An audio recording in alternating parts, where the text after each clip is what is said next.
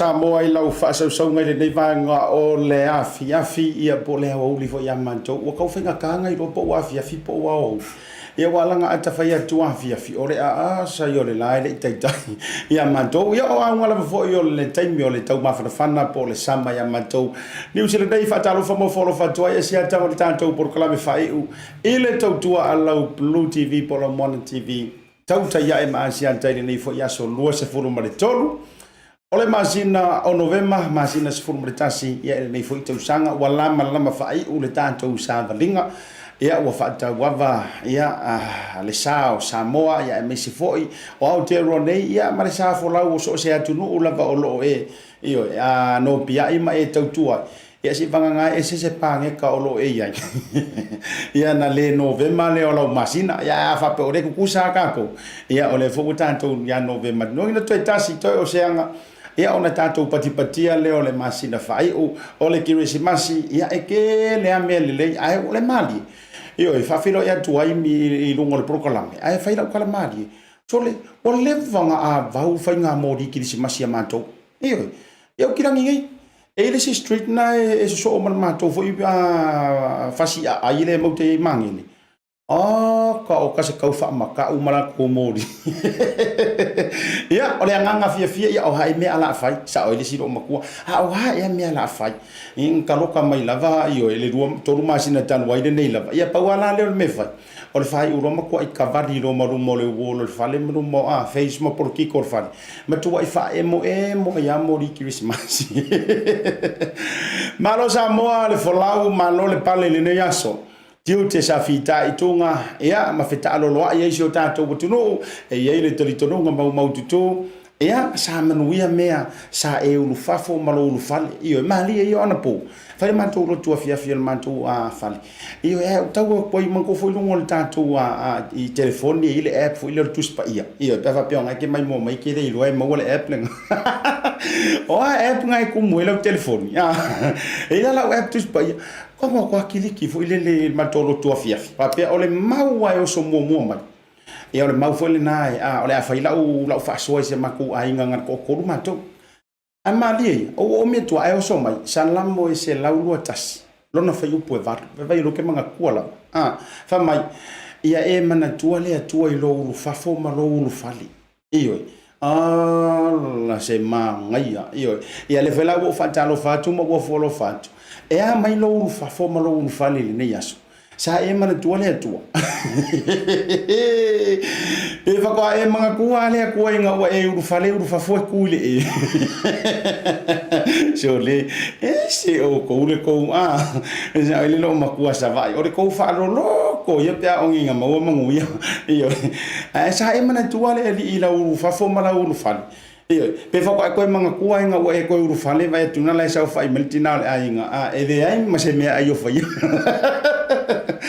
ma lore sei fo muia ia toi fa filo ia tole so luole nei ia ole masina fo io le nei a so luole so lusu ma tolo ole so lua e se le vavio le o aso le vaiaso ma tau tia le vavio aso le vaiaso e ole le va ole au ke manga kua ma men ku kupu le aso ko nga imala sante atu nei ia ole la sa fa valia tu le tolo fa so taluna mo atu naso Uyo lea, ia, elea faina, paula ole wife po le life, ole olanga. A talo famo folo fatua ia tu uma lava le umfo na pale me lungo le tanto puru kalame. Ia fio yo le tala le lei, le teitai ona misi la ufanta lofa. Iyo, ele mo faifo ona la aloa le tautai ia. Le ngole fuanga le ole ngol puru kalame. Ia e manuia faiva. Ono le tapu inga amata mala i maunga te tele se yo i mungaiti. Ia pe amata mai fo ia ilantou. O lea ua faatilo iai mana tua foi upu e fai o faafeagaiga taulangi o ao faalupenga malo le taputapuai malo lava ia teutau le tatalo ana popogi ia ma le faatagi i le atua auā se manuia o so o se samoa i so o lava se atunuu po fea le kelope o loo e mafuta mai ai malo le faatoatoa malo afua ai lau ua maua lenei aso matagofie ia o mai lola o faatalofa mana tua ia e tatou tele i atu foi e faatalofa i luga o le porokalami ia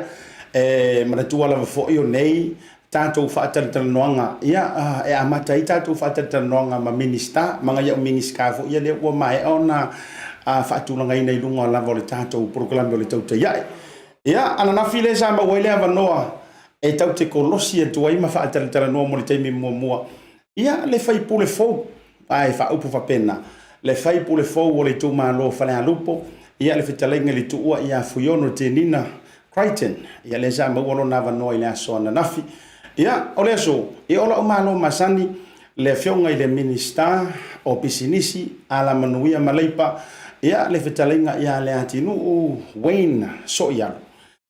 ole maua mai lona lao ile o toe mamaula ia ona pale mai fo ila ia lungo le tatou tautai ia se tatou talanoa ma tua porque le o kaku kangoanga taimile nei ele o to ye ni tala noanga fo ye tulanga o ni fa alawi loa embassy fo tulanga fa campaign e ole na o to silfia ono ole so ele va tu ona au mai alo ia le fa alawi loa ale officer o commissioner of nga panota i Samoa o mea tau campaign matulanga uma fa pena ya o fia i malungo Facebook ma fa alawi loa fa pena ua mai ko inga kwa ua TN iyo lua la papara po fa pe la o korosi e lunga e a fa bela te to so tu lunga al Facebook le taimile nei wa fi so e page ma se na lo te so tala ma ya lo te fa longo ai ia e tongi mai alea a me tu la wa fi so ya o tu langa le na o ia o fa la va ya mo fa lunga ona o to o seanga ona tu la tana ia o ia ngai la lo tu la fono ia e fo le tale tununga tatou le au mai moa ma le au mai tau ma le au tapu ai ia tatou au ia fa pea ioi fai malu o tatou fai fa mana tua to tolu aso ia lo mazamo ia i tulanga o le sairinga palo tala titi ia e waila ne ingalo e ia vai ngam fo na siringi ai fo ile fionga le Minisiter i tulanga o le matanga ruanga e me se i fa la fa si le fia i tulanga fa nga palo ta ile o se vai nga tulanga tau campaign ia o le mele fa manino toi amaya e ai se tanto fai pisinisi ole a e sila ia ole a mailunga ole tanto tautai ia se fa talanoa o fai pisinisi le e ngai ni sila e le Samoa ia se tasi fo o tautua mala unanga se tasi o le Leatinuu ia ole a e sila lava ia i tulanga o me tau Tusi I te tonu au kilani nei. Ia ma le tātou whaatanonga whae o le a tātou korosi atua I tā penanga le South Seas au wale lātou tui e tā ua o tū mua ma pule ono I salawhai. Leo lea whaatonu I nei o tara. E ma eu le ka penganga leo te whaarongolongo o ti ei. Uio lea. Whawhera ia tia te o tō uma lava woma paanga le tātou proklame I lunga o le tātou tautai ia e le nei vanga o le afiafi o folo whātu mwhaataro whātu sau noa asuenga le mafuta mai Amerika ma lo le whaatotoa ma lo le onsai. O a mai tātou Amerika o tāse fia le nei taimi lo whatele antu ma lo le mafuta mai ranga tai lea o Peipin Navy ma le lātou fo I mafutanga Brisbane I Ausitalia I a sa ola o tau mātau e luai tū lale ai tua iei o tolu no inga fito ate ale tolu e ate o tau ia I Brisbane I Australia ia alenga tai lea fatalo fatu ai foi ia I le sunga ia tau pau ia male tau tonga I Brisbane I Australia alenga ta foi leo Emil Hatch le tau foi mafutanga ia fatalo fatu foi ia anti avea talo fatalo falo vionga tala leo male malo mafuta mai malo foi le fatu to ia me se foi le tau tonga ia le sunga sua ia su on ma buona fanua malo le fatu malo le ono sai Dennis Misa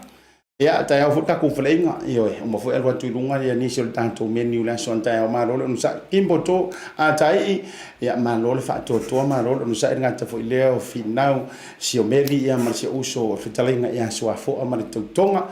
good to see you again uso ia ile yaso ngata foi leo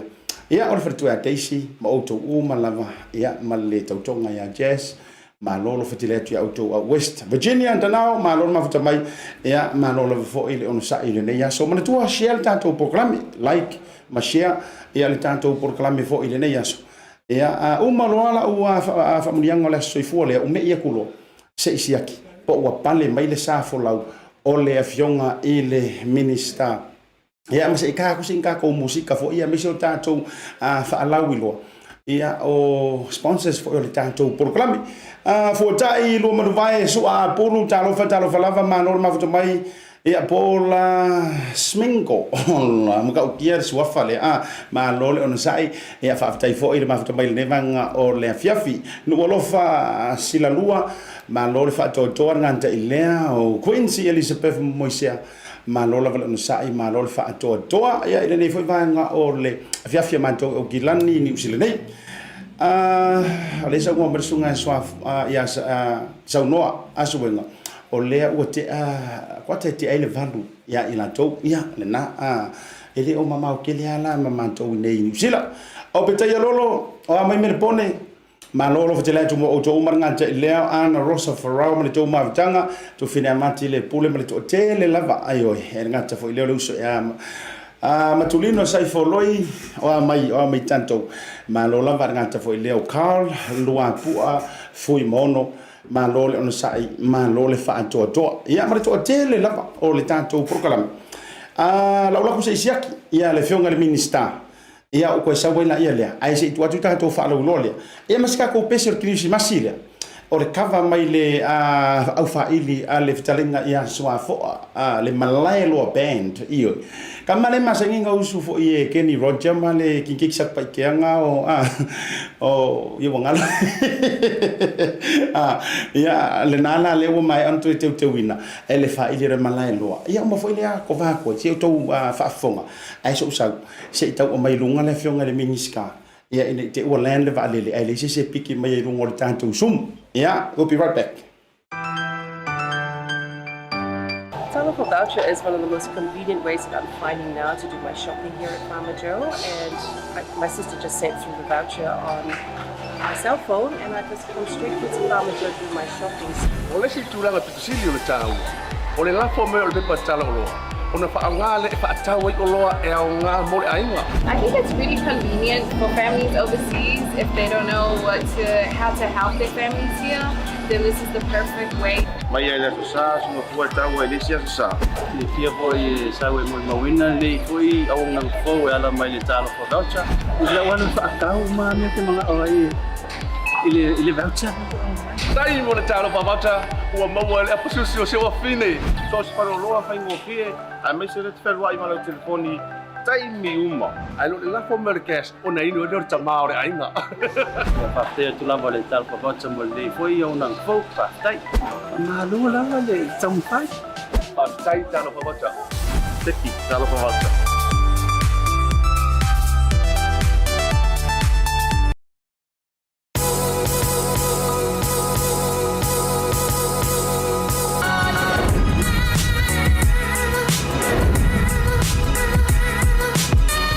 Tau tua mare au nanga mo tau sa mo service station nei tona i matu. Ma tau teu tuina lo ta vale, ma le tele unisio matu au nanga ese ese.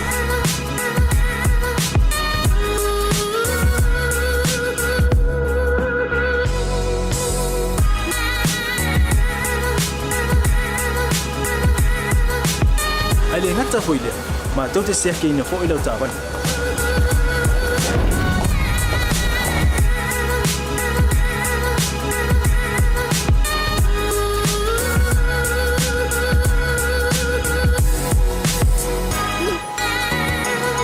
Siapa lah yang voice wow, mau lah ucapan.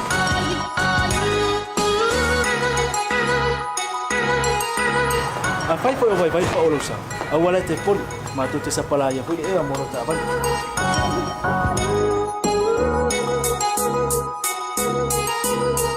Mulu no posilah dia, mua, tapi lah ucapan lebih out. Mua, tapi lah telepon ni dia mai utu ina lah ucapan. Malah bayang mulu. Mana tua fu? Matua i whaasaina, lo tau maftapa ai no fuanga whapeni.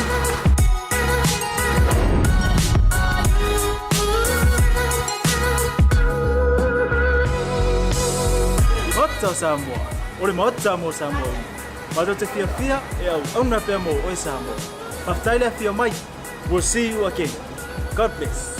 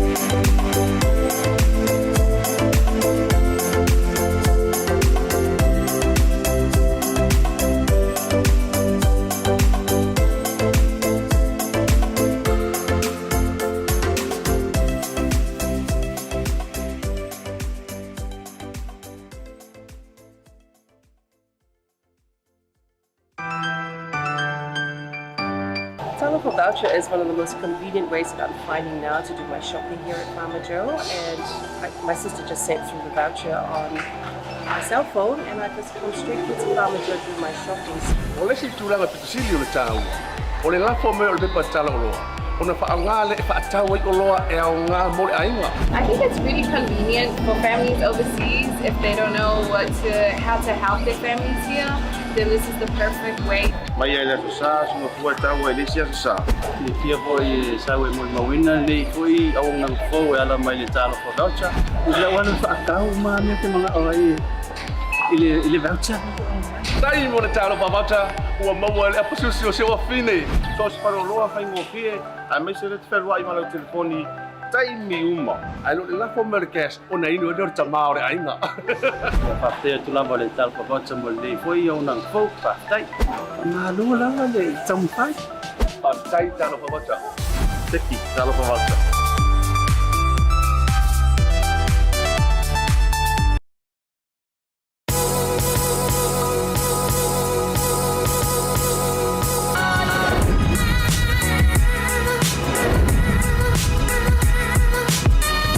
tautua ma le au nanga le mot tau sa mo service station nei tona i matu.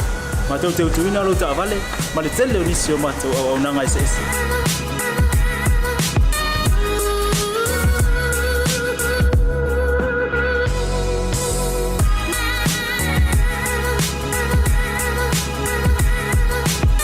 Ai le ngata foi le ma tau te sia ke ina fo ila ta vale.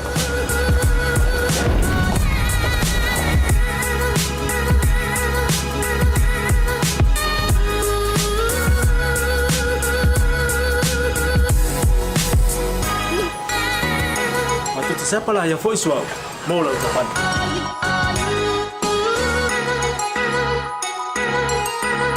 Afai foi vai pa olosa. Awala te pon matu te siapa lah yang foi mau lau tapan.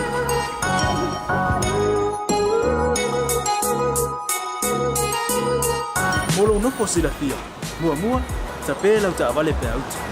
Lua tapela o telefone ni me utu ina lau tapan. Male vaenga mulu. Mana tua fo e matua I fasaina lo tau maftapa ai no fuanga papeni.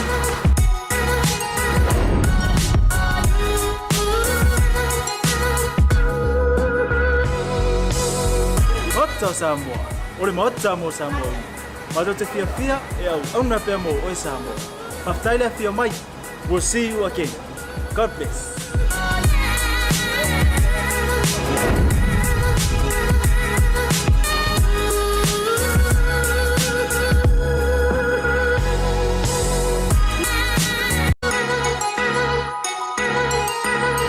Afai foi vai pa olosa. Awala te pon matu te sapalaya foi e amoro ta van.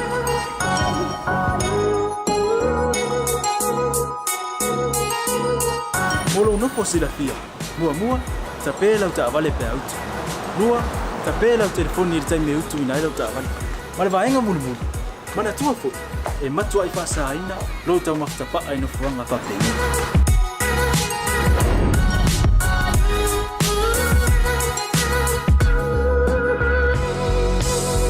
Ota Samoa, ole mota mo Samoa. Mado te fia e au na pe mo o Samoa. Maftaila fia mai. We'll see you again. God bless.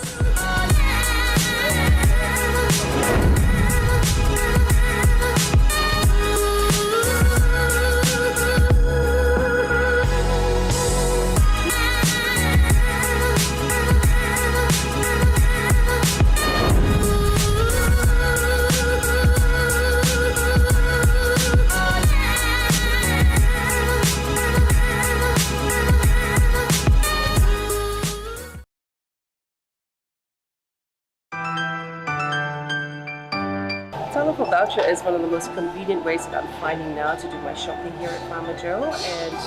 my sister just sent through the voucher on my cell phone, and I just come straight to Farmer Joe to do my shopping. Ole si tulanga pitusili ole tau. Ole la fo me ole pe tala olo. Ona fa ngale fa tau ai olo e au nga mo ainga. I think it's really convenient for families overseas if they don't know how to help their families here. Then this is the perfect way. Mai ele sa no fu tau ele sia sa. Le fia foi sa we mo mawina le foi au nang fo ala mai le talo for voucher. Ila wana fa tau ma me te mga oi. Ile voucher. Dai mo le talo for voucher. Ua mau ele apususi o se wa fine. So se paro loa fa ngo fie. A me se le fer wa I malo telefoni. Tai mi uma. Ai lo la fo merkes ona ino dor tama ore ainga. Fa te tu la vale tal for voucher mo le foi au nang fo fa tai. Ma lu la le tampai. Fa tai talo for voucher. Teki talo for voucher. Ia, toi whatalo whantu sa moa I lau mai moa ngai le nei taimi o lea fiafi I le taimi o le wati lea ua lua se fulu ma le 5 minuti ua te ai nei le tūlai 5. Nea o sa ufa ia tu atono lewa umi whai lau wha lau whakarikari me rengi kaimi maa. Aua tau te pole, whatua uma nei lavana mantala noa ma lea fionga le Minister. Ua kauka kahalo whak, o leu pumonia, ua tau tātalo whatu. Ona lang confirm mai tātou whatala noa. Ia uwa e tunga offline mai lea fionga le Minister. Uyo lea. Ta uma lavana vili nei mai fato adu ese male official malo fato amai ale la to fonotanga ia o leala he's on his way home e fato no mai ele tato fato no ngalo no wingala na o se suli mai le 2 minuti la nta sanga mai peita o leala o kango fesu ya il faingo tato fato no ngai le yaso Io e morsila fia. Le anga yai lau whaata noanga na umale Minisita so o lea la o wha me ia mai ai luma. E se tasi o alo whai pisinisi fo i o lea tunu. Ia e yai kala mākou fo e mai sa vai o mea kau a maka ngai kamiki. E alanga e whai ia nais. Le alo wai isi na fisu ia inga te isi le whai ngore tātou porkalami. Le alo ua whaapito mai luma le whaatara noanga na tu ue muli mai pe ama e ale fionga le Minisita. Ai se ku le vangoa se i folau ai ia le sāre mingi sky le fali. Ia a tau nuu loa. E ala no winga o join mai loa. Ia ona toi wha wau, longo winga. E le o suia, ai na o nei whili wa ia. O te fia, e whai loa atu. O lea wa ma whaatasi, e le ofisa nei. Ia ma se tasi fo i o ano o lea tu nuu. E oi. Ia o se uso fo ia ua le panga ma whaia leo langa i Samoa. Peita, o le umanto e whai loa i nei. O ia o se whai pisi nisi. E oi. Ia ale songa ia Douglas to'o. Ia po o sunga ia Kenzy. E oi. Ua sila fia i fo ia le to'o tele. Ia o ilato. O le ala ua su mai lungo le tātou proklami. Se i whaatale tana noa ia mai se foi o se whaamanuianga le atua i le soifuanga foi o le usu. Pai ane e i tūtaulanga. Ia ono le tūlanga i lana pisi nisi whatoa a mata le lewa. Ia aua, iyo, wai longa i lungo le tātou apio fōringa ia mai se foi lungo o penga te whailanga. Kamala lea mo, o lea, o le dairy e po le taimi. A tātou ui o lea, whaatalo whatu i lo sunga tākresi le vanga o le fiat. Then for lo like Asiata, yeah, Fakalo for le Malu for Pa Angle, Kako Pokalame, Kula Fiafi, Maloti for Mauma. Ke dorme si dia le ngolo wa ia ku amo wa ka ku ia u fala wi loa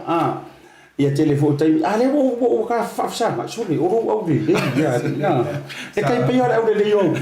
sa galo no fa figa me se ku wa la au te le mai na yo ma tu se utina foi mo le to ero fa anga me se o to te o le ala ke lo o e ka kala ki ro ye wala nga o le nga fa ka le mingiska a o le la wa feli wa inga o le wa me mingiska ia se sa kasi o le va no mingiska e ale foi na fa fonga nei ma tal no nga mingiska ia o la wa tu atu ile va no se e fio ilo na mota e ona ta pena mai le o tatu fa tal no ia o le la wa e punga mai kong e te vela va no ui o le ia ona ta te me man se sa wo ia o le va no va ia tu e fa no mai le tu langa o aso ma ona fuanga o ke le iwa ai ia talu no o sau i New Zealand ma ferwa i le lanulang ingi meongi ni diary fa Samoa po ngi ka lenga fa Samoa le fa toa o ai i nei le so fo le sau no i familianga le tua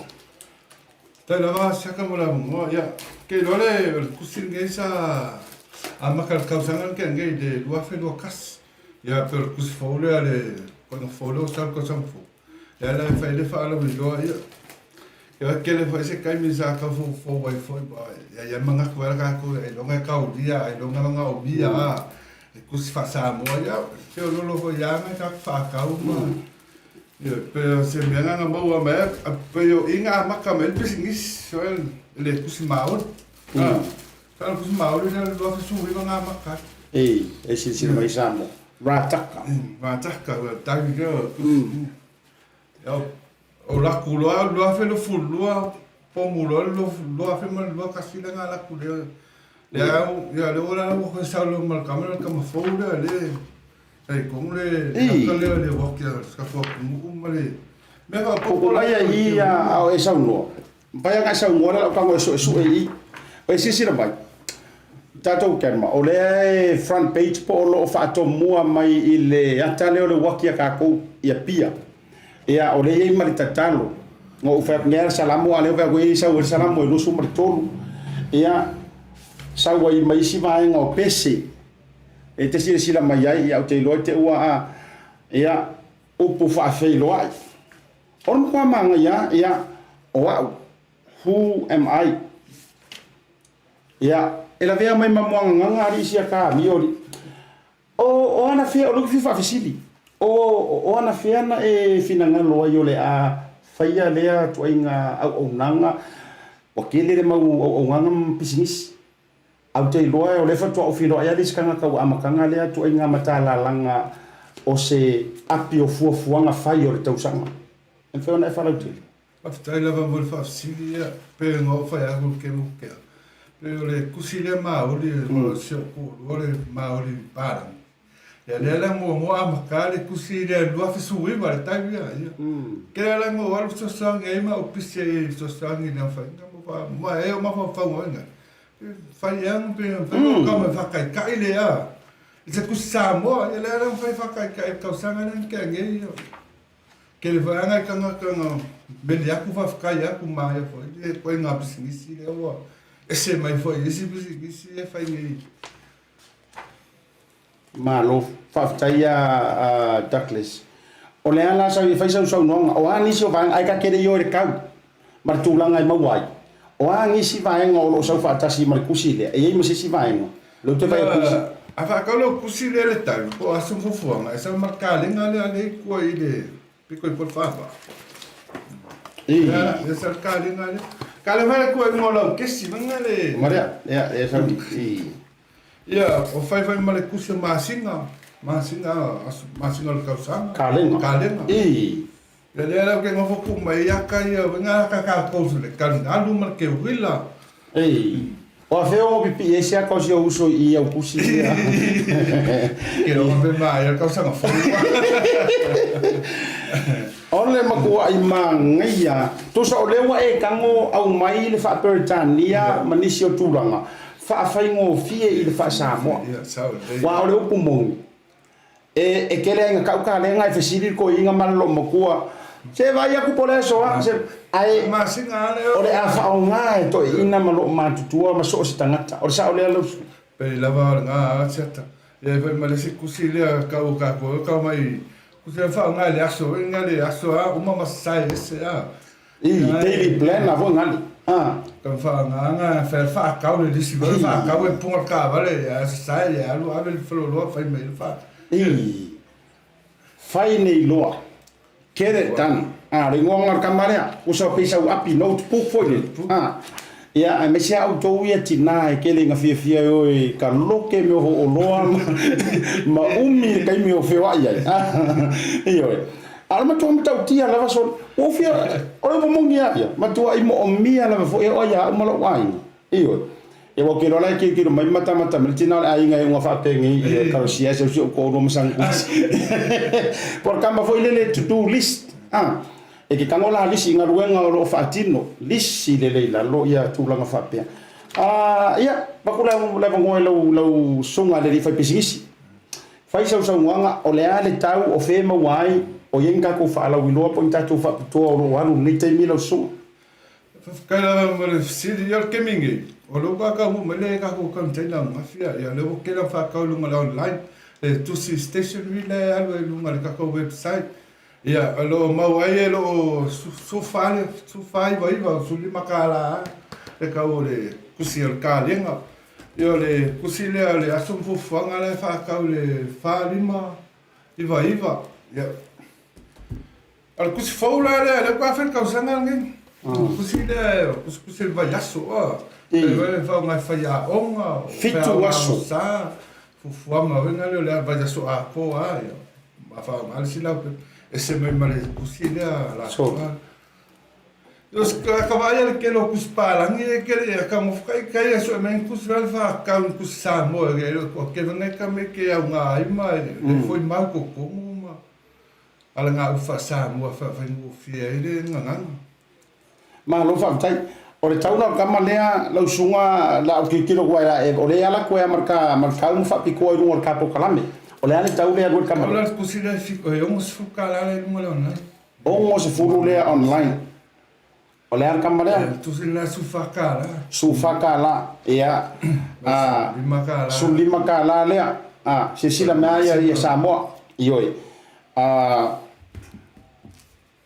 O le fuafuanga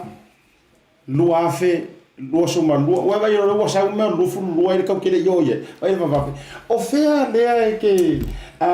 ngausia po ngausia mai de Tusi le ma e au mai kala va mo le fesidi ya o kusilia o le o kokomu ma o po fai mai ngai o se pe le material le fai me kaba ma le printing ale fai mai America o se shipping mai le ya el pesimis ngale be ngale ngasilo mai le lockdown le fai yo o la que lo cava vale ya le vo vale men ka ngule o ya tese fa tai o le ke kango ku le tino le Tusi he vai sa ngolo sunga le li fai pesingis pi se pi ka u lera vo le ki ngor kusia e se mai tu iti no isi hat cover o lo ke ka ngoku pi o pi ta vo le su waterproof le waterproof vai sa mo o sa le ole se senga ngal cover le kusi foule le fa lang foule le al kausanga nge o pe o lang wai ai ngal al kausanga le sila fia foi ole mo anga le mo le buli ma pa pe lang foule le fa po ese vai al material kusi le kusi voi a kusi ka me kikis no me ma ke fa ngo fa su ma le e solo pe ele per kusi le a kusi no me ma ke longa rola se no motivo ma al kamala lea kamera ma sa ma kosi e ka ngoala fa sura e solo o ma ngai pe ma o foi limo lo ma ko i dunga kusi le en fainga ka ka pe okay ma nai tak e ni si vaenga ke fia sa mo ai kusa yo ka fa piko me se foka kusi ma numero telefoni awang e bayar ngume la foi le video ko ke mira wa ko fa ai mai ngume io mo le to tele le o ke vai kunga to tele la to wen ko mengi mengi yo lo fia mo mi ne la to tusi e pe fa fe nga mo ya va taila mo ya ke ninga ya mo fa ka ngo le ko ke lo ta va ke len fa ka lo si ma ke ki fa ya sko ngai po i vole pacific ma ke ma senga fa ke ninga lo fa ka lo online ale ya fa pele ke ngo fa ngai o kilangi ya va kule ngumela le olu kasi lima kolu lua ya la ngumela nga fa so kai mai ai so kai mi la vale le aso le po ya mo fai mela wo kan fai nga piki papatoe ko so papatoe le senta ka ko ya simis amo la ko lo sa mo le ke nga meli mai ma fai fisini mai ya e mo nga singa monga ya se yo se kai mi ko le online ngumela lo kuanga e fa ka ya que olha lá que ela vai lá le fa ka pusamo ko le fa ka ko pengi usila ya o ye ni fa le la se fa mo ngolo sunga e no fa lo tele e wala ngole o kirisi masi da sulima le ato e tau tala inisio no tanga e ni fa le a ma wa ye mano le tinu ultus ya kala mo visiti ya al fa le lo ave la ko kiliva ma fio i anda pe i manuo o ya si finga nga la ko fa yo kisale sua fase tina nga la fa lo e yo nga le fa lo le anta perde i manua ya mai mangele fa samo fo le se yo viana ya se na foi fa ka o ya ko kusila fa ko kusi ka sanga le ya ma como le shopping center mangele nga le ta lo fa kif ya o nga foi nga ya ma lo fa ka ke minga i le fa ka vale lo que oficina ko ila o vai a conversa ele nei e mai la ustedes e le chimana ya ai tá todo pacific ya chimana ma le pacific isi lo e ka ko ke minga ke le la usa mo nga uma nga la folo kupe fa vanga de si vai ngor saving ping yer kamale o fufuanga Bluwave los fruma le lua io taua fa kai foi ila ia to le uso to lo lava io ia o le songa le fai pisingis ke lo tala le fai atu fa la mala fai o ta falta no nga va tu le fai so nga mun o lo fia i ko inga pisingis mar sa i malo le mo mia ia tanto o pasir kai mi foi le mo va le solo ma le tulanga ke lo te agree la tala le fai atu lo sunga ai fa fetai te o le uso la ngole fetu au vai foi le toinga o nanga ai wo ma ko ya ro mo fi fai kusi ya au te lo foi ya ole anga ai rumo ai ne tanto fa to le foi lo mar krisi masi ya lo su ya va tu le no fai e te sa no ai por asi si vai te fia sa no e fai o ya ma moli o lo fa anga ai me so le ka le fisi me Australia ole le website o ka mai mo la to Australia ya me so America wa la ngol tanto por kalami o le ya du le atu lo e pe fa fiono la to mo le fa mo ya va tai la kala nga siaka mo le va ya me mo fa kai fo le malu ko ofisa mo le va mo ma ko fie fo i fa pe mo fo le tusi le mete fa senga fa la vi lo ale yo ma ya fie ya me se fa nga me alo fa Christmas ya pe nga me fa mo be wa nga fa kai go fo e pa nga tusi ya mo le so angi mal sapo nga ta fo le ni so lo ai nga lo va pe mai mo mai ya los quería como ya fa kai lava sa Ia, e koe kasi ala ufasi kala muri le fa umai le yo na tau turura ia to e mai le fio ngal Minisiter po wa. O fa pea we le fe so ai nga. E nga fasili me dise umai ka inga runga fa lo longa kus. Fa me se fasili a kuai is kama giki fai ni fo aulo le. Ia le nga le la na ta wa o se ai nga na matalia le tulanga le sa le lo su. Sa le ya. Marcare lo fasili ya. Ja, sa le ya yo so ai nga le fa le kusi mauli le. Ya la lockdown en Amerika que me ya la que fue ya la piscina que eso ya o la fue ser fiel el tinal a inga le sabu que fongi matem fa pena ya va tele ya de familia le tua oso takles familia le tua i tulanga o le fa mo e me se foi ya o le foi matatia o que lo foi sa moa Chimana o le Pacific Easy e ke kofo e kon Pacific Easy e me se foi le ofisa o tau o visa tu fesilia e kamale ala vote mo le fale sa mo i le sep se Oriana ya o to te tala io e lango fa mo alo matama fa na o ngi foi ka ko mo vai nga foi ngar ka di e fa ba io a le si fio ro ka fa vale e se me ya e fa mo le nga le tua ya ke o le uso fa tai foi mo le lao la tawa tu se i fa i tama i fa la lo le matal pese le foi mai fa filo i le fionga i le Minisiter ke longa ai wo tau no lo na mota ya no so ke e si vai nga ke o e fa ko fa le te lo le mai mo me seu tua Koe ale kangu mela le luka mo la koe maka ngema ole o lua kas lima ko lua fikuvan ya ngo mela nga ke vidi kansa o kwa ya wa ya le vange kai me fafkaya ku foi wompa anga ya atalea ya a inga va pe mai ya lo fikela mo ko ya ka place ya le na Tusi Stationery Limited alu e ngali website na ia nganta foi le o le foi la alu la proclame mal falta no o le atu i foi luma ia la numero ia wa ila to le a fia fisidingiel tulanga ia la lango fa mo le alo tam fa na le tatu botuno lo ai foi na lo lango lango i fa nga business o yo le la ka me il tatu fa lo loa ia foi mai ma wo se la fa tele no to ile fio ngali Minisiter fa mo le to te mo le fia alors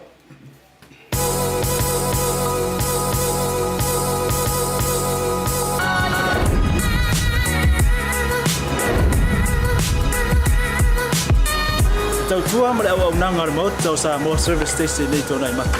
ma tau te utuina lo ta vale ma le tele o nisio ma tau au nanga ese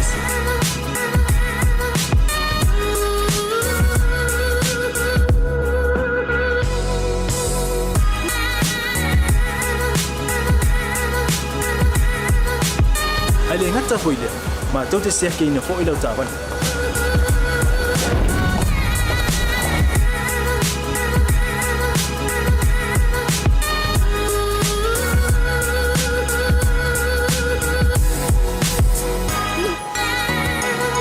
Siapa lah yang voice wow mau lah ucapan.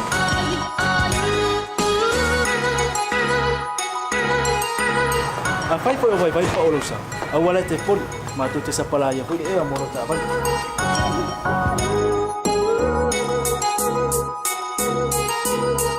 Molo no posilafia, mua tapela ucapan le peaut. Lua tapela o telefone irtai meutu ina le ucapan. Male vaenga mulu. Mana tua fo e matua i fasa ina lo tau maftapa ai no fuanga fa pei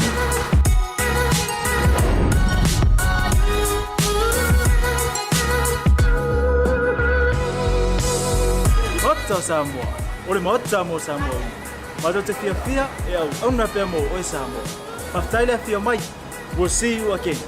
God bless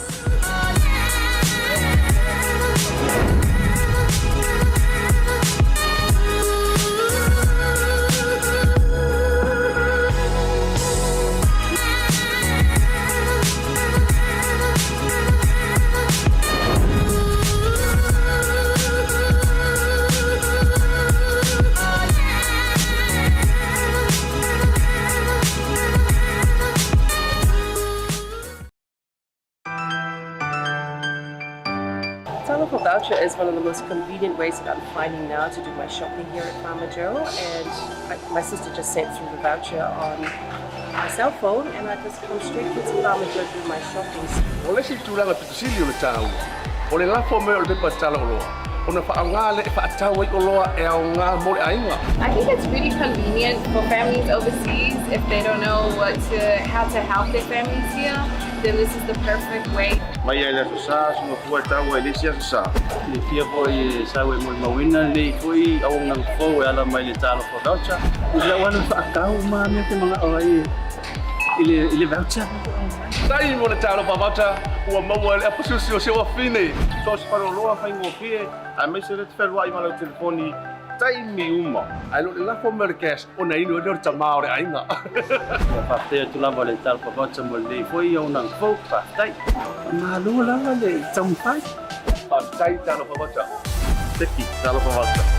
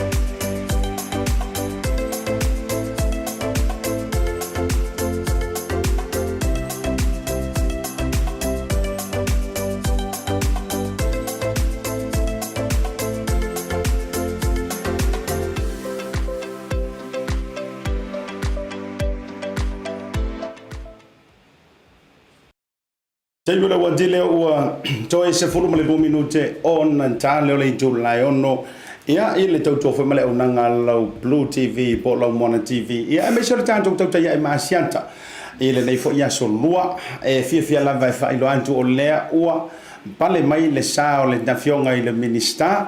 ia pe fo ona tau fa malu lua tu le amatanga ia ua pisi la a fa taile tua o lea ua tau uilongo le tātou proklame ia manatu o le tātou wano loe whaafiloai le fionga i le Minisiter o pisinisi a la manuia maleipa ia le whetalenga ia le Leatinuu Wayne so ia lo ilungo le tātou whatalanoanga masani ia fiafio an solua te itasi whatalo whatu ilo fionga i le Minisiter i le nei vaenga o le fiafia matou ni usile nei.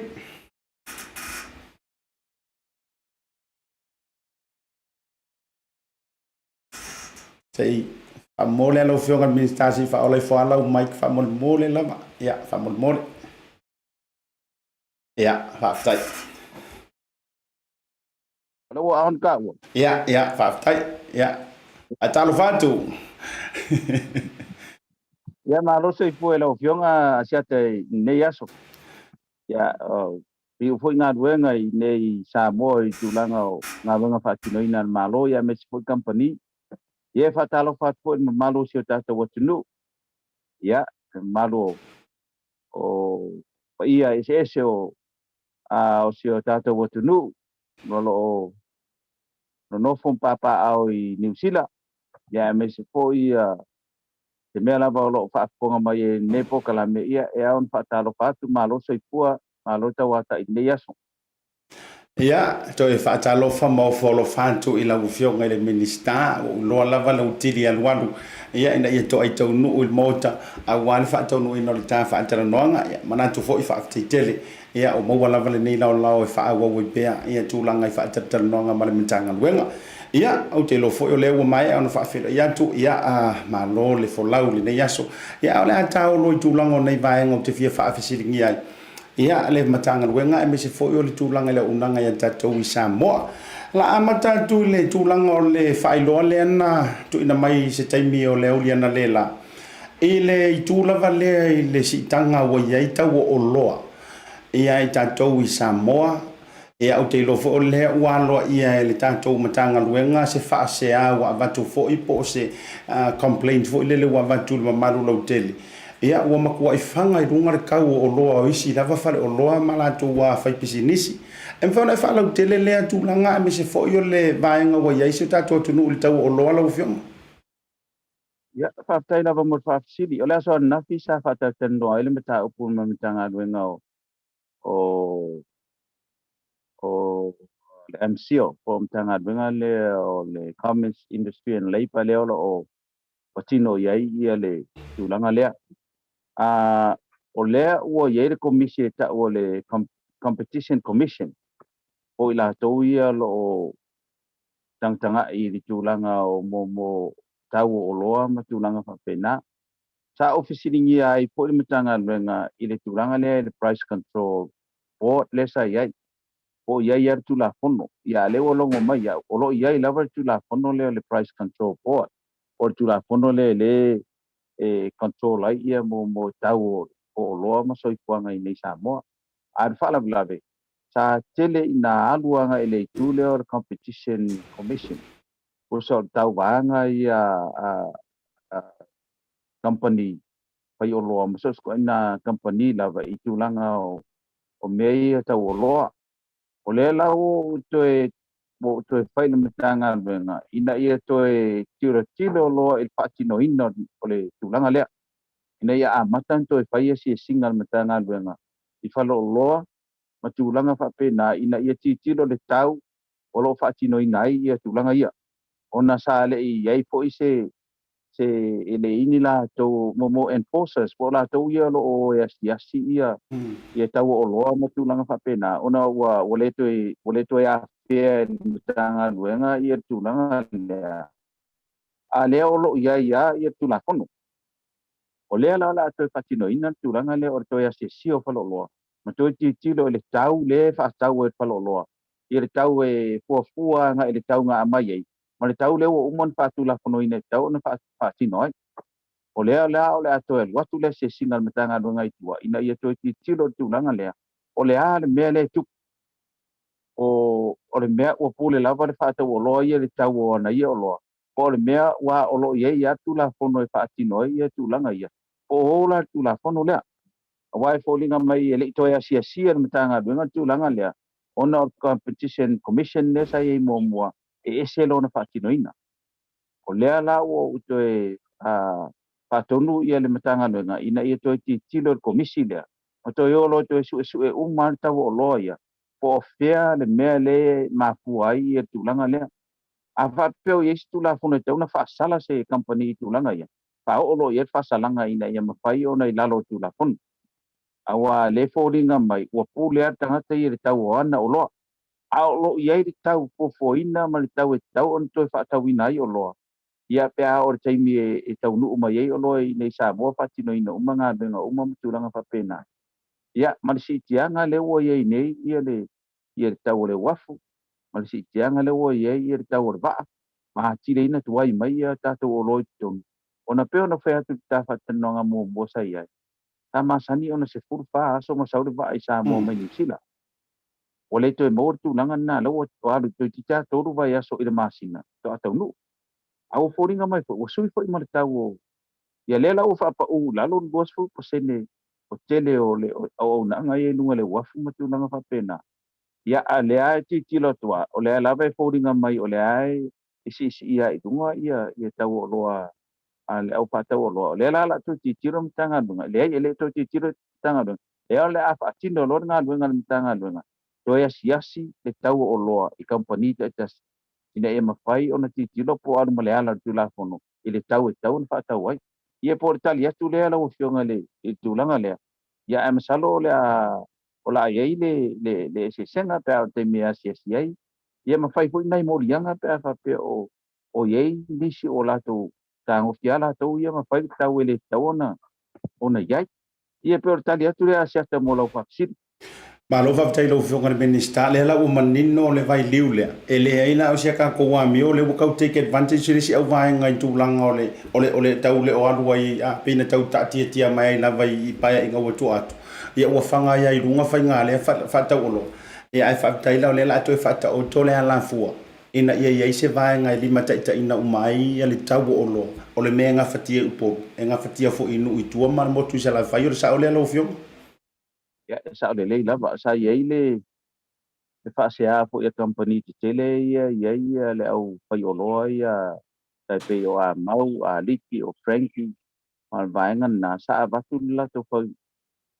a fai tiong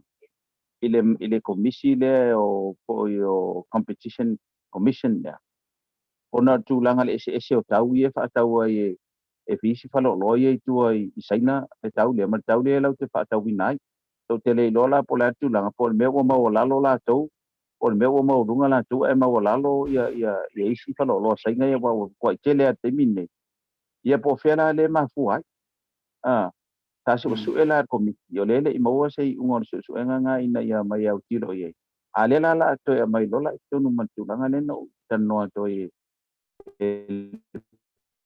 price control commission for price control board to ti tilo ina ia ko control le tau o loa mai sila fa me ina sa mo tu langa tau na tau ta ti ai malo fa tai lo vionga le manino le vai liu le no fia me ia tu lam vai le si vai nga le te lo wa vai so la vai so tanto ko tu no i samo ia ai na ona fa mata tongi la va le tu langa i senga yo inga fai ai o lo va ia la pe ai lo vionga le Minisiter o lo va ia pe na ia tanto i samo na i fan na fo i laiti la le tai tanga tamantu tu ai pe wa fa nga luenga ina ile tausanga la ite te tauna o ya o lo ku le solo le afikusi o vidi kalinga vanga uma fa pena ile taulanga ya pia i taimi o onga o ye se fuanga ale malo te lo fo le ese mai le ofisa wa onga ma tanga luenga wa onga ai i tulanga fa pe mai le tato tanga luenga o ye se fuanga me se mo ilanto ne me se nei fa na ia fa tai sa o wa ile ta fa ele pepa ma al tato malo ile fono le alla langi tulanga o le child labor commission of child labor illa langi ato sa faila Sheraton ni mason te nei ta o yai la mau titi lo lola il fa tau ni le war fa tau ni il fa tau le langi ato o yai pole tu nga ina ia o atu ile lua fe lua lima ilalo le ILO ina yo atu lua fe lua lima wo eliminate le child labor ilalo langi ato o lea la sa u whalonglongo ai i pepa po i la tau sa whaia la tau patanoanga e tu langa la i le whaingala wenga ina o whanau i nei Samoa po le child labor i nei Samoa a ye la le mata upu sa ai po le mitanga luenga wa onga ma le mitanga luenga tina mata maita e whaapea olo o ye se pili po se tu la fono o levan ta tau ona avet parliament ina ia a mai la e whaamaro sia ai la tu la fono lea mo ta maiti nei ona ele se tu la fono leo e mafai ona pu e ta maiti nei ma avet pat pui pe ye se tu la fono e fa sala i ta maiti nei ma ave le tu langa ele fal pui ona ele se tu la fono a leo ai ai le tu la fono le ofisa wa onga ma tu la fono tina mata mai tai e tau ona ave tono le parliament na ia pa sia mai na mo fa malo sia mele ona ole mtanga runga wa onga ola tou e patino ye tu la fono le al fala Bluwave ele ye nisi laute enforcina pe o po e leo ia tu langa ia ona no fai tu la fono I know enforcers aula tou e taula na pueta maiti ma avela process ele mtanga runga wa onga pa solo i lola ia le tangi ave o le official leo atu tamaiti la tou e to yo ia la tou aina ai tau na mo dia i mamatua tamaiti nei o le tūlanga la le iei ina ua whai mai ia le mtanga luenga o tina o lo iei le pidi ua le mantang whai awe tōna panmeni aina i whai a sa iei la le te siri sa utu ua iei i le mtanga luenga mai la tau sa iei pe la faina o la me o tupu ala o ne fai pili le ai fa me o le va ona sa uni di pili fi ave tonu ale fai ar palmeni ia no tano atu le ia ile lua fe sku no lua fe lua tas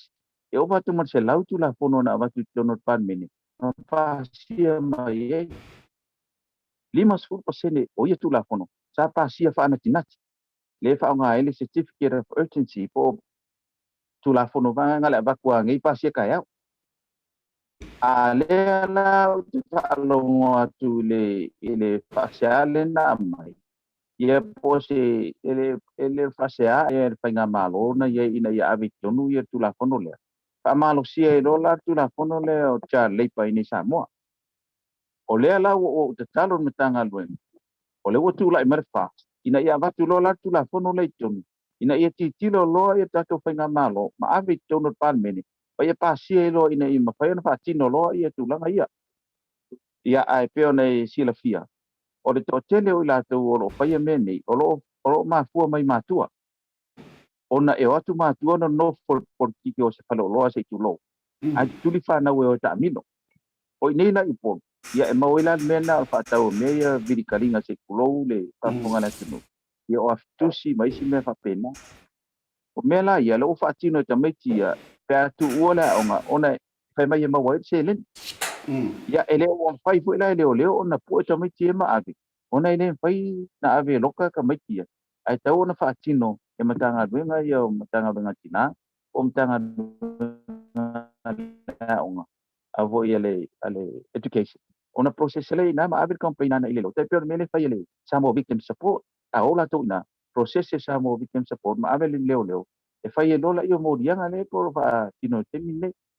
e ese mai la mata mai ti sa va i manu itua ele fa ka wa fu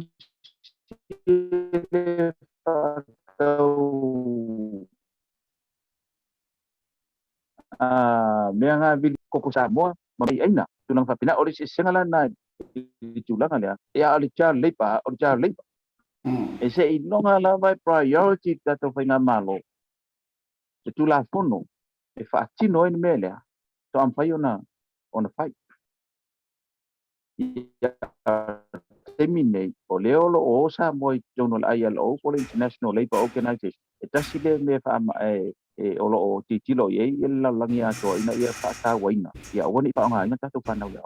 lo ye fole tato culture ma Christian value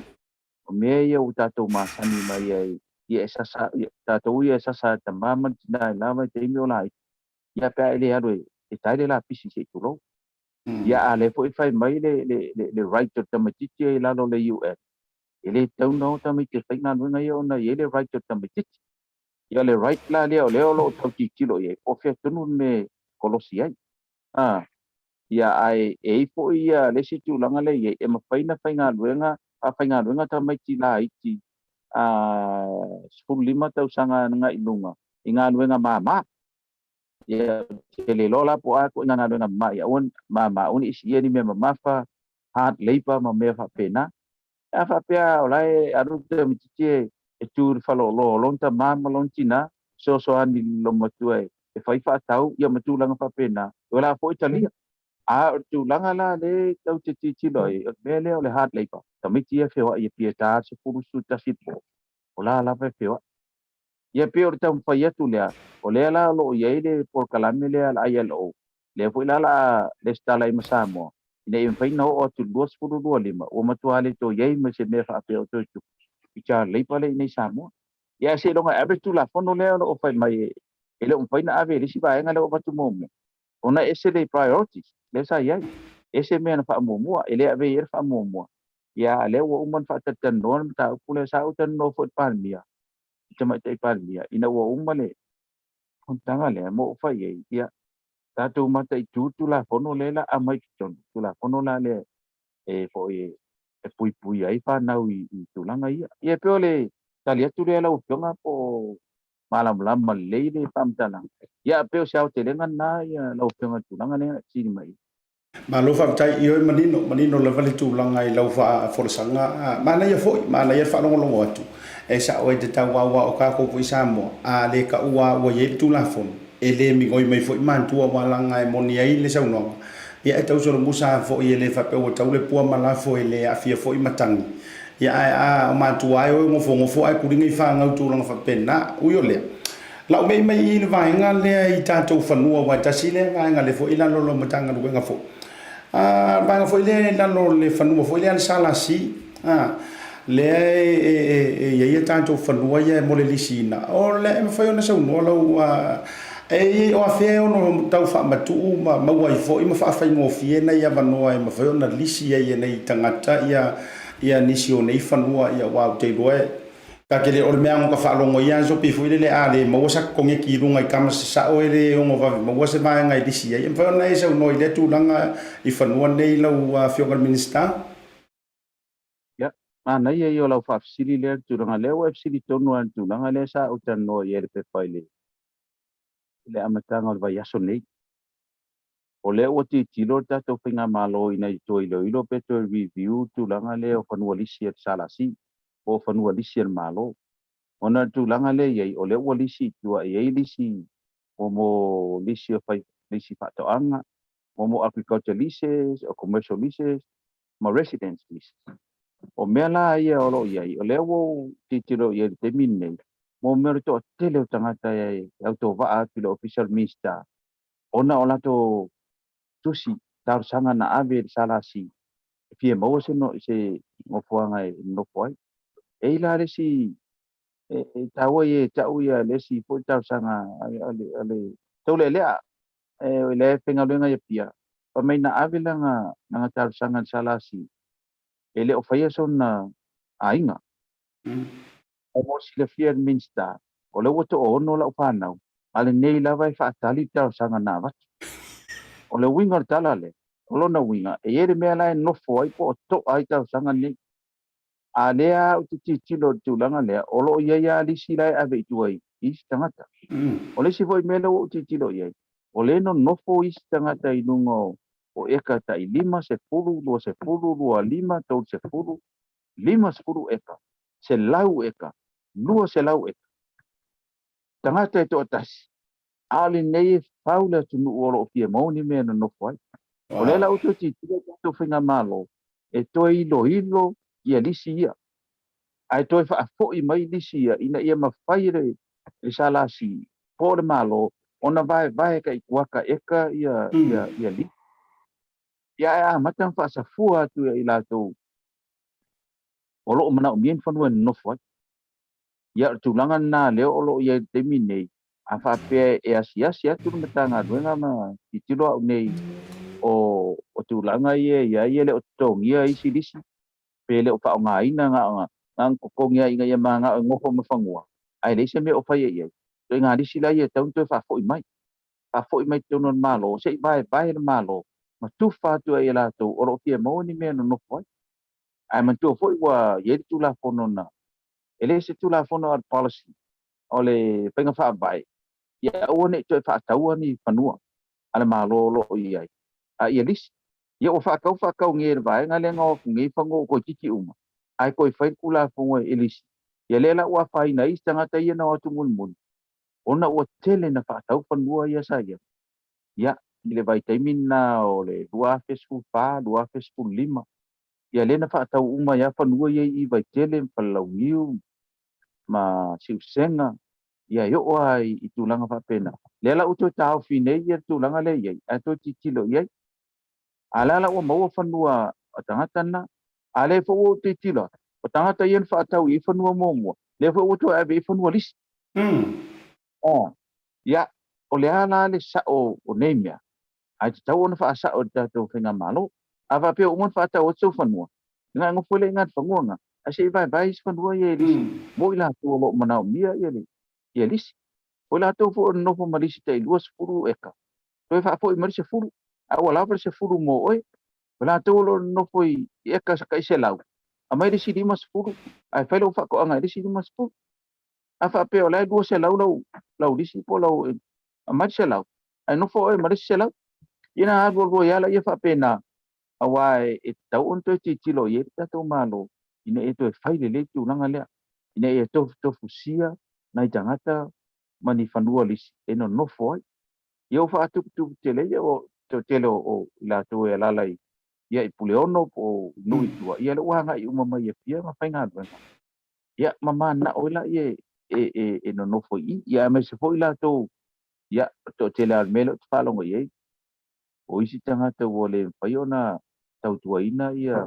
pule ngā li mwhai pule I nui tua e usu e amano mai e pia ia mana oila ia la to no whanga ia ngā o la kou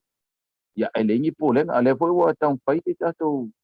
matanga duenga mai tato malo ina e ni pule ngā I whanua ia wa umala a whamatua ina e mwhai ona pui ai ia le saunga le mua I lato ma whai ni lato pule ngā whanu wa le foi wa ave ia tato malo ia pule nu po suyo malo suyer malo e whai lato masui ina ia tau whai pe ina ia whatino pe ia tūlanga leo o whai ngā nu ia I nu te pe o nu pou ma siusenga ia ma I whalau niu mata whai ngata mai nā ia mai se foi nu I tua vai lele ma le tongo a nu lana o lai mana o watu panu e vai lato ai na tangata la vol lato I tu malo tangata lato nu e ave iai ia la foi to tele I tangata lo mana mia nu o ia whanua a pe foi la tua vai tele tua toa mua tua saina tua fale ula le wa ave uma whanua iai I komite o whanua iai ia mai fo ia o pulenga sa wa la fai e ina ia po e pe ko o mai ka ko complain mai le wa vatu le whanua ina ia so ani I nu malan pang ia o fai fo ia pulenga sa wa a di fai pule ia ale ai tau ma fai ai ina ia o tele lo polale te au fa te la le wingon men na sa wa mai o kuri fa ma le se ma ko a fa tu whangua ngā wakia oe e rua eka pe ia o kuale le a po komiki o whangua o ngungu ko e se mai e koe vai vai la ma ngai vai vai ngā inga i tau painga na kofu ia la pe me pure sa wa ia e pe le tau pai foi ali pai pule e tau fa kofu sia ia pe le au te lenga na famtalanga lau fionga I fa silfo Rono winga ya tangia mana ya telele vai liule wa e tano ai pe sau no ala ufionga le Minisiter. Awa o le la tangia mai ai e ai foi mai la to le au fa lo roto. E pe yo le anta alo mai le tu foi le fa pe o la asawai na la to ma to ave ese ma vai vai. Ia o le ai ma wo tonu la vai le ano fale o no sau no nga. Ele ai ri ku mai le vango ai se io mo ni si ona itanga ta wa te fa ya tu la va o le vai liule wa e sau no. E sa o le lei mo mātou ne e malanga mai sa vai na mo tele sa la fai. Ia me se a mātou inu I tua fo I sisi fo, me se fo I o le tua tane, me tūlanga whapena. O le soifuanga o le epi e fai mai e me se fo I o a o ngā tūlanga I le lei o ngā mai universite ma tūlanga. O a pia uma e me se o tūlanga whapena. Ia e au mai lana I tangata tau sa vali a o le a e wha mai pai pa le si kanga kafo I le ianga eka e se lau. E musu e wha matu. Whaavitai ai whai ngā mālo o lea o le aia I le tūlanga lea o le ale se tilo lo fionga I le Minisiter. O le se tilo le teimi ono a manta I lo na wha mamalu le vaenga pe a ofo ina toi ilo ma pasia. ia o lo fa solo ama ta upu pe on sila fia to asu lima vai aso talu ona tula ita to fenga malo yo a or kana me ia un puatele ina foi na fa no ora si foi meu mo ela va no o tan no o le o te o ti o le ele e te le cha pipi na fai fa o nga ye mato ma I se fa tan no na fai dungo TV po dungo le tio o fa pe o fa ya tu a sa o ele o fa tau e saina ni fanua ale sa o ti lo ye sa ele o sa fe sidi mai ele le sa fa ele interview mo fa ya tu ye ele o ma fa ina fa tau ni saina ni fanua ale fa mai sa fa ta la fast o le fa ka I senga fangua o le la mo te si po ai o markala a o ye se si o ngai lo sa fa se ma tu ta la fa pena ia mai ruma na faila ele se tala fa pena fast ma o le si mea e si pati sa treno tu langa na e man tu vele ngal fast esa ye tau tua SSIT na mo first mai si vai nga fa pena sa tanoa la i tulanga i mea tau whanua. Ar fast, e whea tū fast o lo whaatau e ni sainga i whangua. O lai e whangua i au ke roa sana singa whaakau e sainga. A lai whaakau sa, a o sainga ia. Sainga ia o umanga whai ala ko pepa ngofo mau. Ma ua siksengi ngai sa mua. Le lau te tau tino atu, leu te iloa tu langana.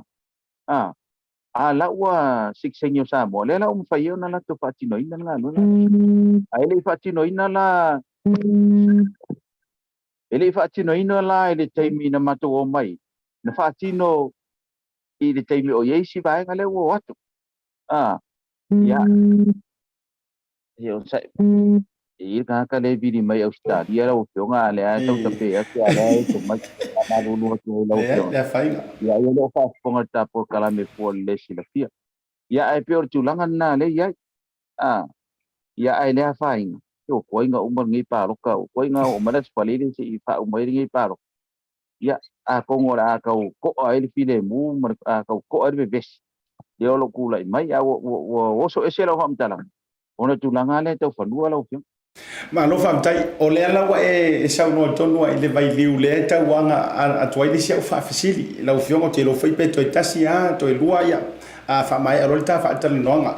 o le wa sa no tonu ai le tu langa le ya wa fia ai la wa o ta tal nonga i ai sa o la sa nonga i tu langa ona o fanua ma vai nga ya o lo fa fasili o le o mai ale le ungo fa msinonga fa le harupo ile sora nafi le o fa maonia ia le to fa po le tu ua ia fuiono tenina Crichton o ia lea o le sui fa maonia le o vai tu ai le to isi sem fa ko so runga le fuor te mile o la fa fasilila o le ulu su fitu ia sui fa maonia to ia o fa ko inga ua lava le fai numero le nei la u fionga Leatinuu e sekiwai ma ta ai ilo i mafala ua fa maonia le folau le fainga malo a ole mo mai le unga le to ono le to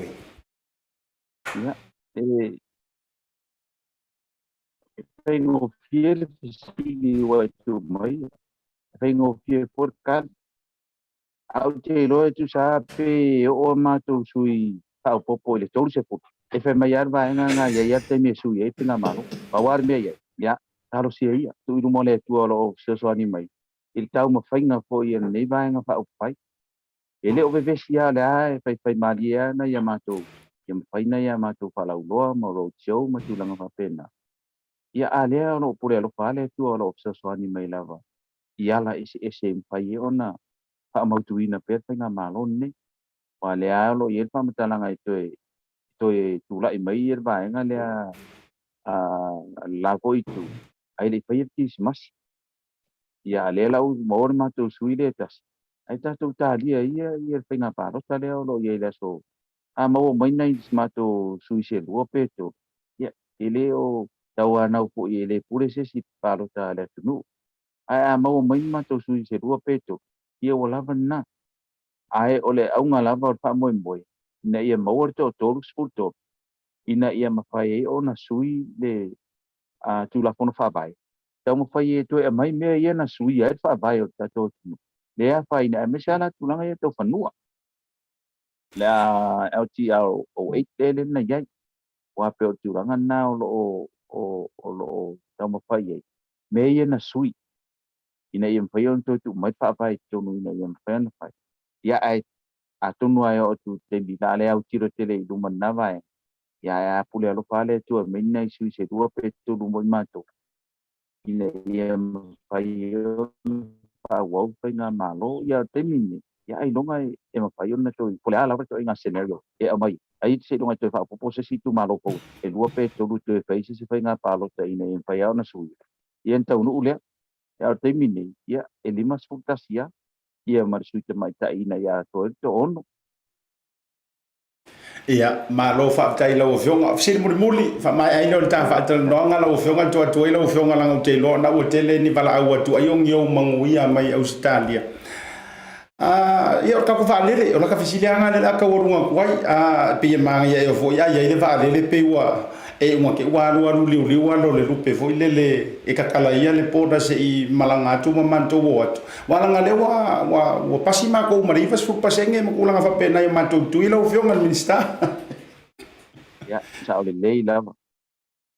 fai foi fai vale e ka te fai te vale le mo se polo fi ai mo si la fia o tai au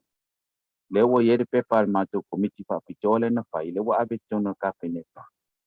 mo le lo longa ka peneta tai au e tulanga vale por sau por leal pe nofo pe toifo ya ai masalo e mo se fa matalanga ya pe au por te mitan no te mai pa ni lan patan no nga masang ale o tai au por la stock se fa ai unha tau ona fa e ta to vale ya mo te mine ya ato talo pe ina ia mafai ona wa mai ele tua le malam lama foi ia male awala sa o tau tato ah nanga le mo sila pia ele teling tato milion na o ia io ele ai mo mana o mia ni milion se kele na ia mafai ona fai se vale ya le wo ye vale ale le fai nga le mai no lo ye fai na fa tau ya mo pa sili ya tato on sa im sano pe mo tai ao pola stofi se yunga ya na to longa tula io la upionga Asiata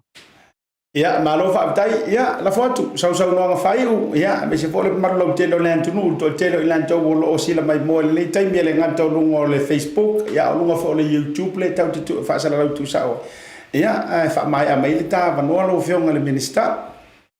ya mo boli ya tu fa tai tele la upionga Asiata ya ilo langa sidi po I tu langa fa pena ya I me po lo fia ma mai le malo ta to tu ole ile vai temine e to te no fo ma la New Zealand e ma tua I mala malama uma ir ta to tu no I me tu kuni Samoa ono le ono to inga au nanga la le ila au nanga la opionga ilo la vai te ya e se la langi Samoa e se la langi New Zealand al temine le o ta to la langi patas por me tu kuni e lo fo I New Zealand ma Australia ma langi ato a nei tu la mo le tu fa te tele ya ele va malo se tata o tu no pa na mo men le pasa longa ya no fa le tu ai to soani ya te o to te mi lo to no fo papa o ina tu no ya me se foi to a lo fa mai nei sa mo ya me ma sani yo lo to o nanga lo au mai awa a le fo ina mai na ya ele me fa yo na le ya ta tu no ma ai nei sa mo ya ia manuia lava pupuanga to nei aso Asiata manuia foi la o pionga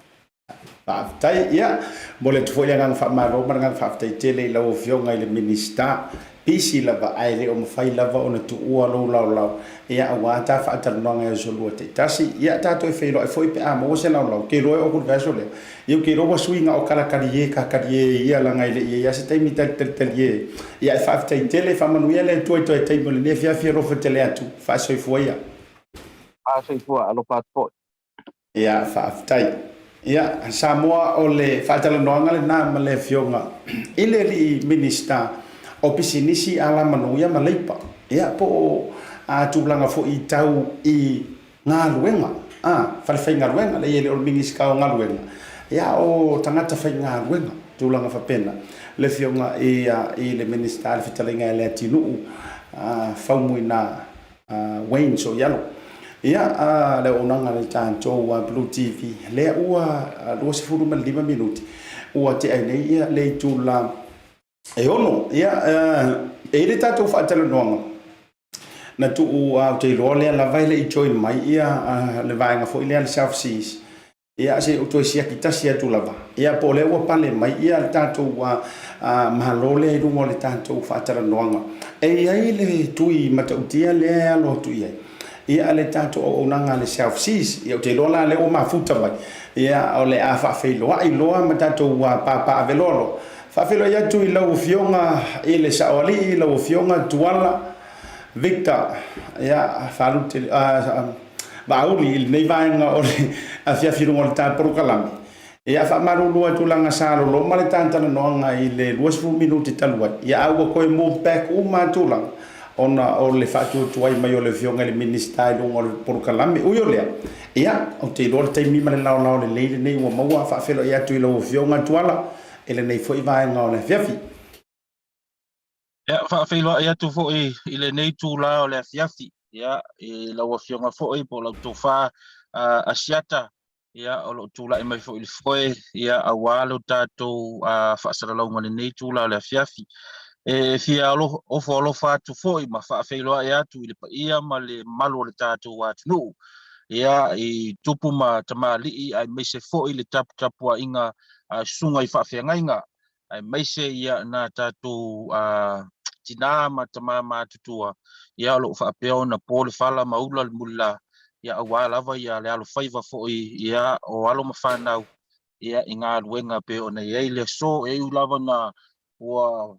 pa mai fo ia fa manuanga le tatou tapa auxilio le langi ia ai moli pe ia le anga fa aftai ia mari inga ile tua ia o lewa I u fo ife au manga luenga ne ia so ia ile lawa se me fa pole ina fo se ia po o se tu langa fa pe o manu se si ona se fa Bluwave ia ai ia le tua longa ngale ia fa talo fa fo ile I lau tofa Asiata malo lava tawatai malo fo I lon sai au manga luenga ne ia so ia mai se fo ia man malo tato pulenga le Bluwave ia tātou whaatalofa I le anga le o le tua lau fionga I saoli ia pai o la inga whaalangilangi ia ai mai se o le tautua ua so o ai ia le ngato nusila o tātou ai au kilani a su e oe mai vai aso antou te loana o pop up tu langa I tātou tui e mau ai lau fionga whaafitai foi mai tau ora pisi o tātou ai mai se o le tui tele le lo matu lau fionga Tuala se mfauna e whaalau tele le tūlanga I le whaamoe After Asiata ia ele to poma le le sila fia o le tātou watu nuu ia o le paula lava na le mealo o tātou whapeona nga ia le tātou official South Seas wanga o le papa o le koe ia se pop down Asiaka ia whaingata ia o le lata mai o le kirisimasi ia ma le tele fo I o le tau mawhainga le tātou wharaputonga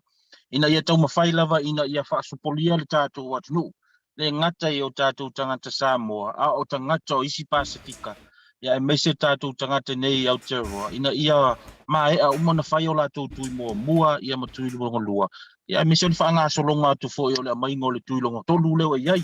ia o naupe ua whasara lau I se taimi ia o masalo po o le silua vai aso ia whatoa tatala lewa no e whatino le vaenga na ai o le whamoe le vai aso nei Asiata ma le whaafonga o le tātou watu nuu te le o tātou vaccination site o lo whaapea o ngā activate le vai aso nei I a wālawa le whaamoe ia whaatino uma o tātou tui ia mese pa ia man malo le atunu o le astona I nei lava ia o lea ua toe a apatasi lava ia le South Seas I toe whaatino le situ inga lea mo tātou tangata lo tātou atunu I nei o Tara o le awhaatino ina lea I le kāpaka le town centre if sa ngai lea ma le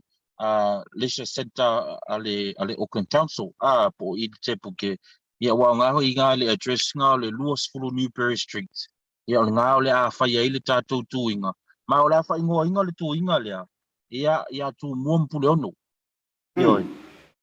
ia longo winga ia a whai o oe ia e iai o sotanga ia o oe ke tupunga mai ia ini tua ia e au foi lo fasino manga I motu ne lo tu muampule ono po polu masala fai ia me se fo ia le ainga de tai ia ma le va o fonti ia o lo wa no ne o le va no ne ia a walo fa ale fo lo lango ia o le nga fo o le tu langa bo fa ingoa ai le tu inga le ia tu muampule ono ole titilo le ina ia toe fausia le sotanga wa ile toe poma le Asiata o le bana vala o tātou tangata ile ngata o ngofu lava tangata ia ilonga ia fale ia o le maua lava noa I toe e feiloa ia toe fo inisio inga ia mese ia o wo masangi ai o le ava noa lea ia o le talo tuai a wale pa ia tu mompule ono ia fio mai tātou wai mo ia o le wa tala na isio vavao 2.5. Ioi, e mawhai ona wha mau popo I whafo. Ia, e ole hawa noa le mawhai o wai ke le ka paka I o tara Asiata. Uman whai lo tui. Ia, na ta amilo whapaka lau ka awale lispiko. Ia, ko mai ala ia wale me manga iai. Ola iai ka ko live music. Ioi.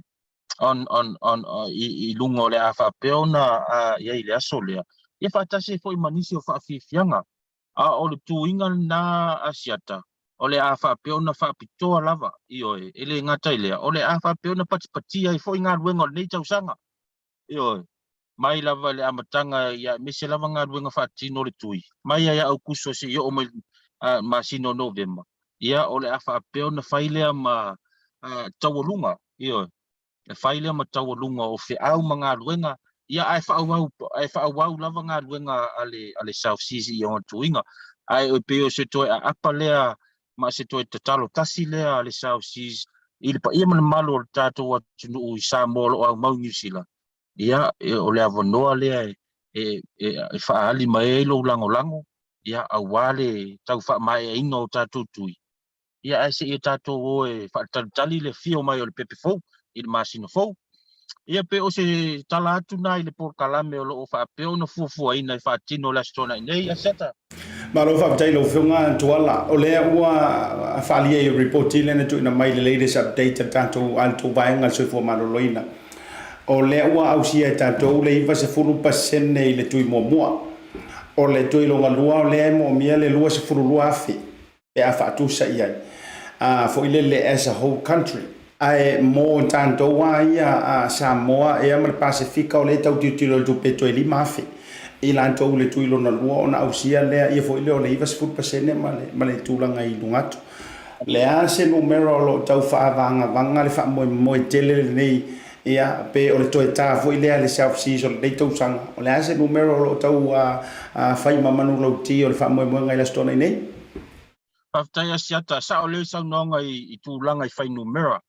O le tātou wā ia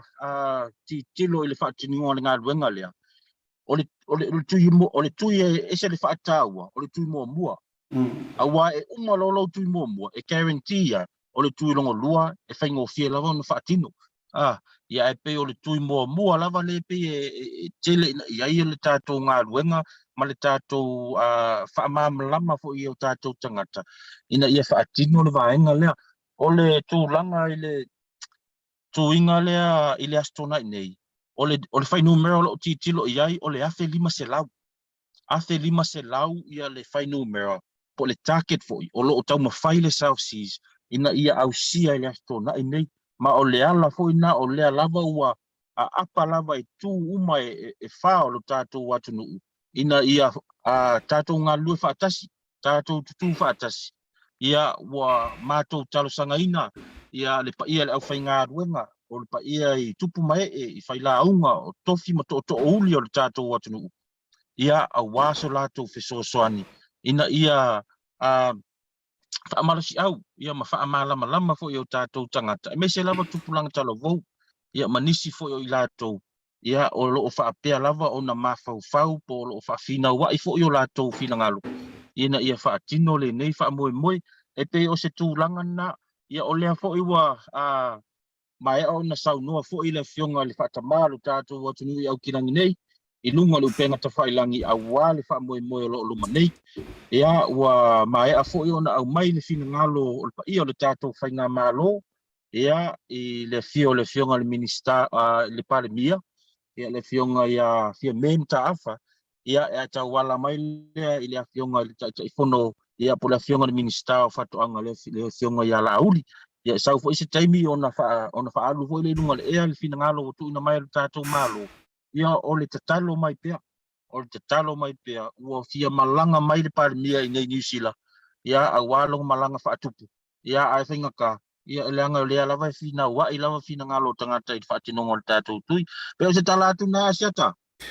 Malo whaapatai Tuala. Ia la whatu o lea tau le proklame le stone nei. Lea le taimi amanta. Ia e drive-through fo ili se tātou wamio. Ia o lea le umi e whanganta I lea le taimi. Ia pe isi tātou nei. Ia me alofa fo ia wale. Pau atu le malo le tunu. Umatulanga whapenala u whionga.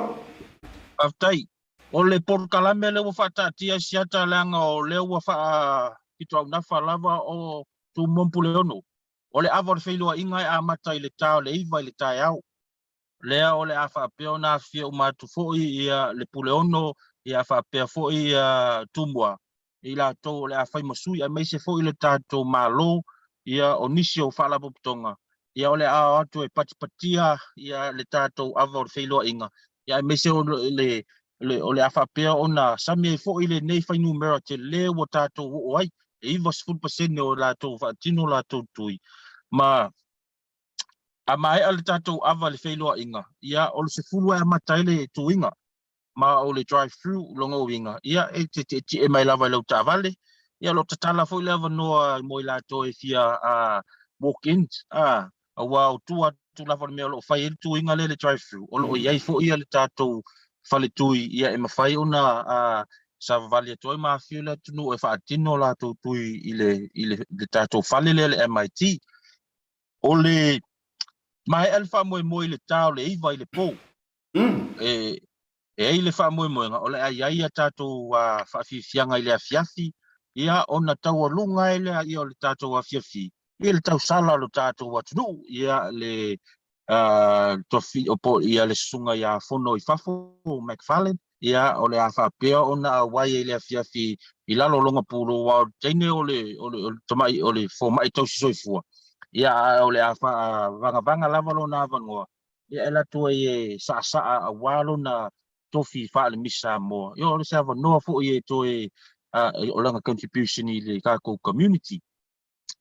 O tātou incentives, o lisi lea vaenga ua whapeo na toi tilo mai loilo. A wā lava le tātou wā ngai atu di kirismasi, ia ai maise foi. Ia le fesosoani i o tātou tangata a o iai pei le vavao. O tātou incentives a Asiata, peo na iai tātou flyers ia wa release. O le,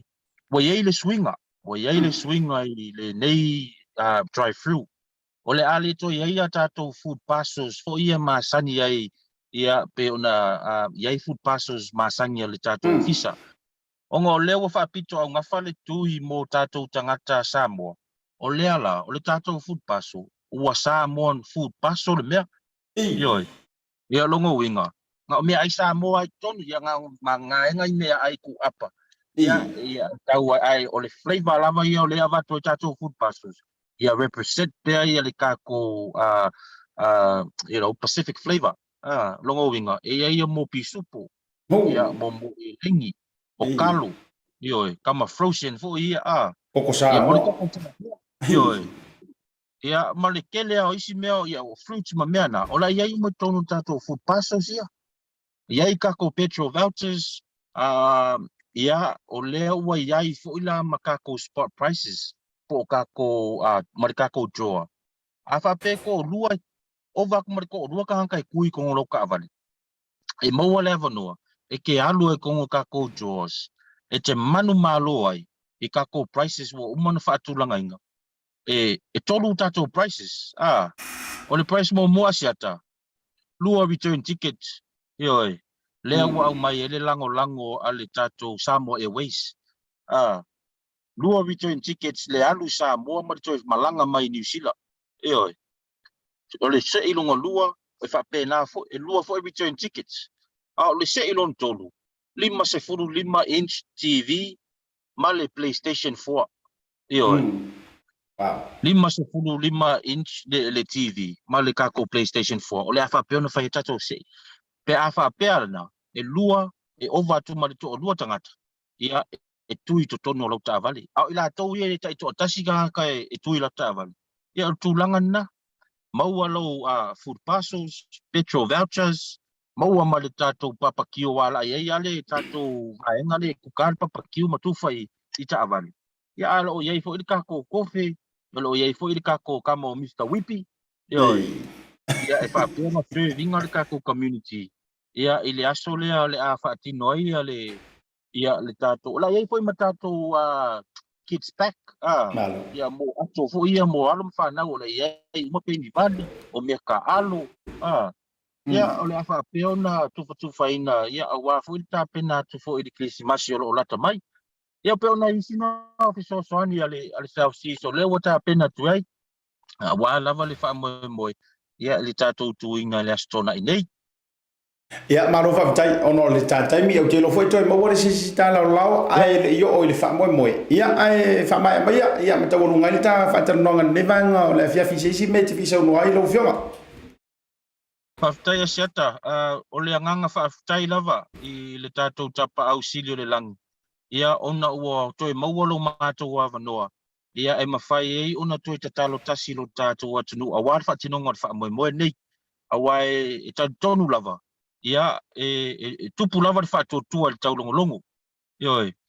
Ia e eila le tātonunga ia o le toi tālia le South Seas I o tātou tangata o lo tātou watunu a wale wha moe dia. Ia ole ai ai le tātonunga, ole au mai fo I le lango. Ia e tatalo atu fo I susunga I wha whiangainga. Ia I tupuma tamali I fo I o lo tātou watunu. Tātou tutu whaatasi. Ia ai meise fo I, ia le tele o tātou wha la potonga. Ia o tātou service health providers. O loo ngā lulue. Tātou ngā lulue whaatasi a wālawa wha mai e no tātou whainu mera.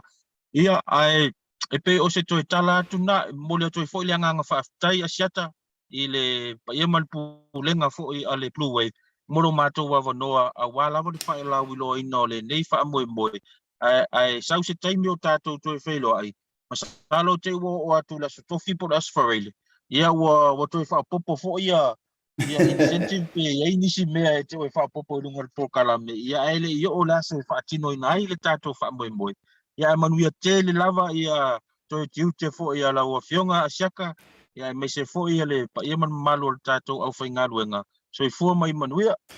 Malo whaafitai, ia o le nganga fo I le mole antu le whaamalo mo whaafitai lau tūtua lo fionga le sa oli I Tuala, ia mai se fo le fionga le malu, ia le fionga Tautai. Ia o tau lava o tama whanau wala tunu, ia o o tu ele ngate le pūlenga ta I ulungo le tātou South Seas. Ia o tu fo I matangi olo, a mese lava lo fionga, ia I le tau alanga a wāne tātou tui pui. Ia wha manuia le tui toi taimo le nei e fiafi, tātou e talanoa I se taimo le nei vai aso e toi wha manino ma wha maoti e tūlanga o le tātou tui e mo le nei taimi. Alofa te le atu manuia le fiafi lo fionga. Aftai lava Asiata manuia le fiafi soifua. A soifua ia. Ia le fionga ia Tuala Victor Vaauli ia o ia fo I o le tātou South Seas coordinator o ia le so upu a le tātou healthcare le South Seas ia wai longa lana tautua ko kikia pop up so male fai uma ma tātou tui o I lantou lava le o lantou whaataunuina malangolango sua ia au le ngalo tala au iai e fo I le tātou tui e lo fai le malai ola ia ale au talavo atua ia hanga ia foi nga o le makua le mei au makua ia ai o le au talavo le mei au talavo ma tu lang fa pena lau le fiso lau le tolo ai ala tasi ia le maunga yolo le au nga tasi ina ia mau le pui pui ma tanto ia lau e fa fonga o fia malanga mai le fio nga le part mai tai pa le mia sika ko filo ai fo ia ole la ia ole ai fa tawa nga tanto tele u yo le por kalame le tau te ia le vanga le fiafi fa te tele sa mo tangolo o mi le share tanto por kalame ma fa so le tanto por kalame te urunga toi ma le por kalame ia I le lo fa anga le fitus funto sanga ia o si o anti ia vai mona le pai I lauli anto anga le fitus funto sanga I le so ia fa mo le tua e to el tina to e tulu inisi to sanga se tele po wai lo soifua fa tai le malo si fa Faumuina ia ma te tano I le tua ina ia sanga fa popo nisi tu sanga e fa fu le valo soifua ia wau tiu te fa le tina tono le ainga me se fo no mai kalesia mo le tolo fango le tu te ia e mai Asiata me se fo ia o fa nauma ila to uma o ainga o lo I tafa fia le ngato ni usilei ia a o tu motu uma maniso atu no o lo o lo fa to ia se I mawale la ngoma ko ngi masi o yo le a lo fa tele antu le por kalami ia mo o le tina ia me se fo ila to uma lo fa mana to waso fo ile so taurunga tuai ia I le kavalea ale faili ale malai lo band petalinga ia swa fo ia marela to o faili se o ko fa fonga taurunga tuai te tau te ia fa mangalo se ngana o le tau tamali tamai to le motu tele salam fai me le fio ango sanela valu malai lo band ia to usuina ia le pesele na ia a Kenny Roger marki ke kisa pa ke o Dolly Parton Asiata fa soi foi le nefiafi. On behalf of the Malaya Law Band, we would like to dedicate this song cover to our families, friends and supporters in the spirit of the holiday season. Hope you enjoy this track. God bless you and Merry Christmas.